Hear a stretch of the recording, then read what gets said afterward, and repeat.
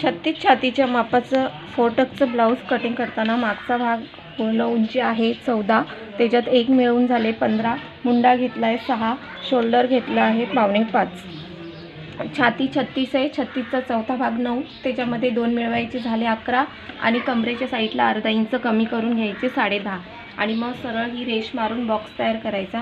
पण काही वेळेस आपण जेव्हा लाईन मारतो त्यावेळेस ती लाईन वर खाली होते, म्हणून पहिल्यांदा आपण जी स्टार्टिंगची लाईन घेतलेली असते उंचीची ती मोजून घ्यायची। मुंड्याजवळ माप येतं 9, तर मग इथून पण 9 बघायचे आणि इथून पण 9 बघायचे। माझं थोडं खाली झालं होतं, खाली नाही वर झालं होतं, तर मग मी खाली निशाण करून घेऊन हे लाईन मारून घेतली। आणि जर ह्याच लाईनीवर मी जर घेतला असता मुंड्याचा आकार तर आपलं काखेतली जी शिलाई असते ती वर खाली ह्यामुळे पण होते, म्हणून हे आधी बघून घ्यायचं आणि मग ही मुंड्याचा जो आकार आहे तो ह्या लाईनीवर देऊन घ्यायचा।